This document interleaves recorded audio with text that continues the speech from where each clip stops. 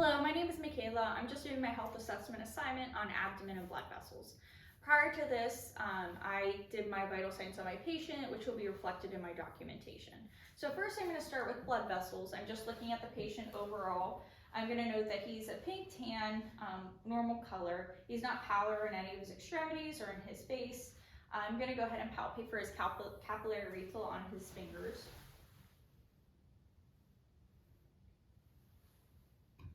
So I'm going to note that they're less than 3 seconds.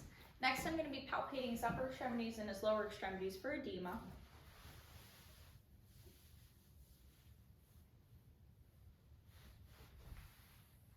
Okay. So there's no edema present. Also with his extremities, I note that there's no atrophy, no muscle loss, no varicosities, no hair loss, no tenderness. I'm going to be palpating his post-tibial on down here. I also have the option of palpating his dorsalis pedis as well.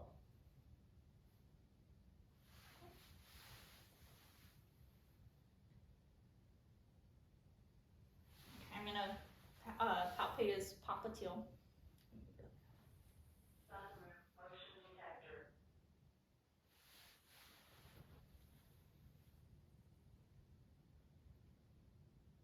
Okay, and I could palpate his femoral and his brachial as well. I'm going to palpate his radial on his wrist. So his pulses overall are a +2. They're symmetrical bilaterally. The contour is brisk on the upstroke. The rate was appropriate and the rhythm is equal in between each beat. Next, I'll be moving to his JVD. So I'm looking at his neck. I'm going to know there's no JVD while he's sitting up, and I'll have him lay down as well. I'm also going to note on his neck there's no JVD present. So I'll be measuring his pressure to see if he has any extensions. So I'm going to be using a line here, taking the strongest point of where his vein is out to the middle, and then I'll be taking a ruler and measuring from there.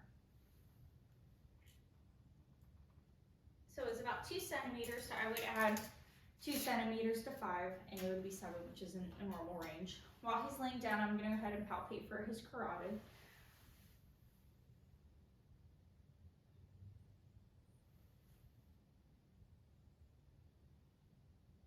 So his carotid pulses are +2, very similar to his extremities. They're symmetrical. The contour is strongest on the upstroke.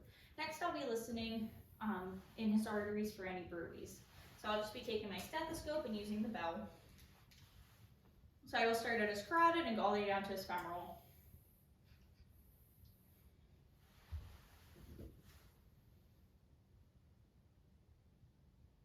I'm going to have you hold your breath for a second. Okay, you can go ahead and breathe. Next, I'm going to be doing his aorta.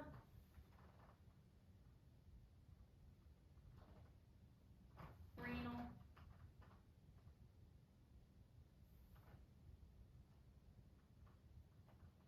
Iliac.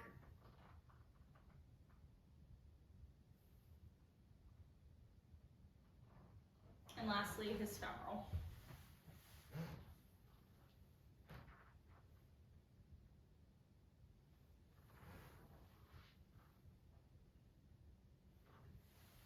Okay. All of his arteries were auscultated. There was no bruise present in any of them. I'll be moving head to my abdomen assessment. So I'm going to start with the patient laying down since he already is laying down. I'm going to take his shirt, just lift it slightly. I'm going to begin with an inspection. So I'm just looking at the abdomen and noting there's no redness, no excoriation, no bulging at the umbilicus, no masses, no nodules that's visibly present. I'm going to have the patient push himself up so he's at an angle. Kind of push yourself up. That way I can take a look at his abdomen sitting up. Same thing as before. There's nothing protruding, nothing abnormal. I'm going to have the patient lay back down. I'm going to go ahead and auscultate the abdomen for bowel sounds.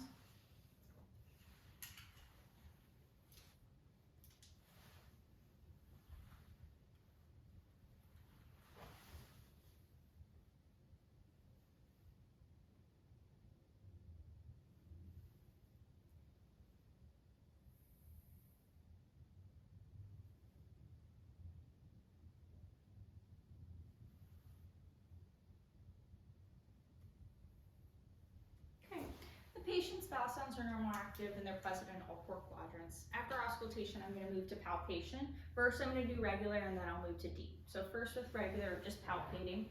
I'm going to ask the patient to let me know if you feel any tenderness, okay?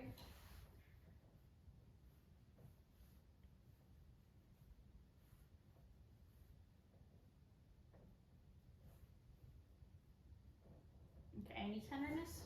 Okay, now I didn't feel any masses or nodules or any sort of protrusions in the patient's abdomen. Next, I'll be moving to a deeper palpation. I'll be using 2 hands for this one. So same things before, let me know if you feel any tenderness.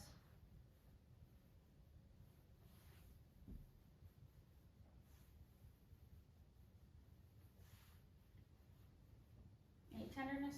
Okay. Same thing as before, there's no masses noted. Next, I'll be moving to the palpation of his organs. So first, I'm going to start with the liver. I'm going to stand on this side of him. I'm going to use 2 methods. First, I'm going to start low and work my way up, palpating. Okay, and I don't palpate the liver. Next, I'm going to use the hook method. We take a deep breath in.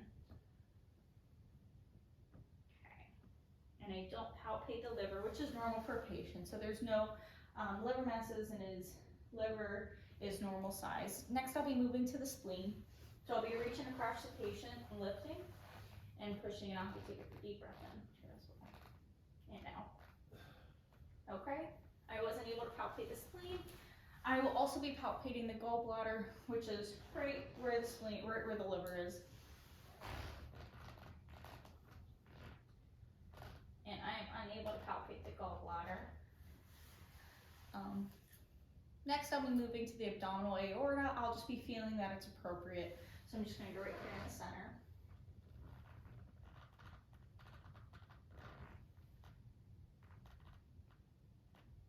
Okay, and I can feel a slight pulsation, but it is appropriate. It's nothing large to worry about an aneurysm.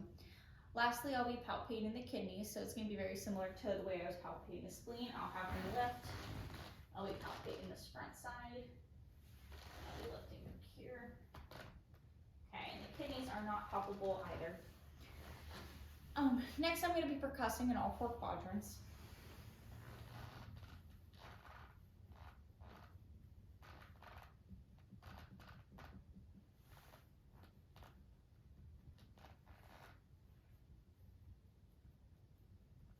Okay, and all 4 quadrants, a general tympany is heard.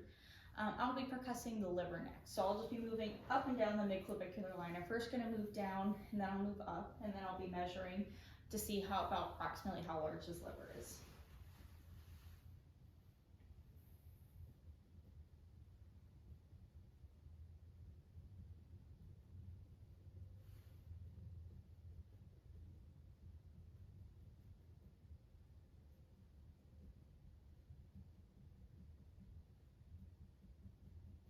Okay, and then I would just take my ruler and measure the approximate size of the patient.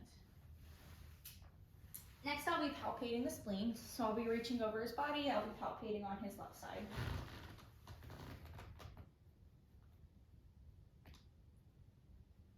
Okay. Next, I will be percussing for a gastric bubble. So I'm just going to be on the left side in the epigastric area. All right. Lastly, I'm going to be percussing his costovertebral angle for any tenderness in his kidneys. So I'm going to have the patient sit up. And I'm just going to be palpating directly in his backside. So you just let me know if you have any tenderness. Any tenderness, and then I'll palpate in directly as well. Any tenderness? Okay, now we're done our assessment.